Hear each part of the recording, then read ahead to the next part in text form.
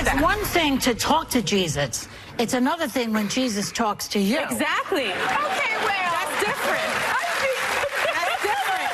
That's called mental illness, if I'm not correct. But my question is, can he talk to Mary Magdalene without his wife in the room? It's another thing when Jesus talks to you. That's called mental illness.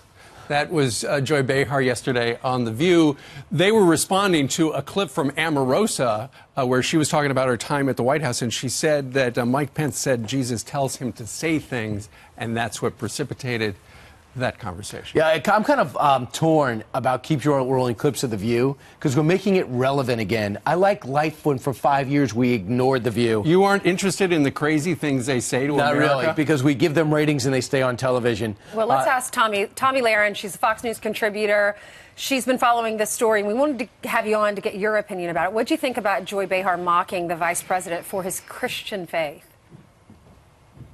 Well, who is she to judge how often our vice president should speak to his Lord and Savior? Who is she to mock anyone for their faith? These people are really, really amazing to me because they preach day in and day out about tolerance and love for everyone except conservative Christians. And then they can mock you and it's funny and you're something that they can use for their jokes around the table and they can all cackle about it. It's really disgusting, not surprising, but disgusting. If you want Joy Behar to be quiet, just say that maybe someone is speaking to Allah and Allah talks back. She would not be mocking that.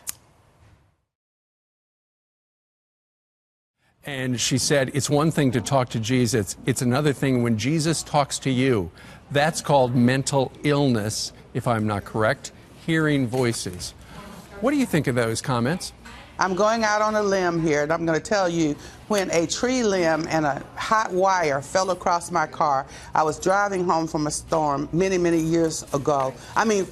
Driving home through a storm, and this live wire falls across my car. I really believe I heard an audible voice in my car say, "Be still and know that I am God." I think I hollered, "Oh, Jesus," and then I heard that. And you know what I did? I froze. I just sat there. It's in the book, King Truth. And the instant responders, when they got there, they said, "Ma'am, if you had touched anything on this car, you would be dead." So I really believe I heard a voice say, "Be still and know that I am God." Now, am I crazy? Well, don't answer that. Don't answer. Was she mocking just Mike Pence or everybody who believes in Jesus? See, I felt that personally. This is America, freedom of speech. We have the religious freedom executive order. The president signed it. He can pray any way he wants to. This is America. And if he's hearing God say, "Be strong," Martin Luther King Jr., my uncle said he heard the voice of Jesus say, "Stand up." Martin Luther at his kitchen table. Was my uncle crazy? Don't answer that. Well, there you go. All right. Dr. Alveda King joining us today. Ma'am, thank you very much. Thank you.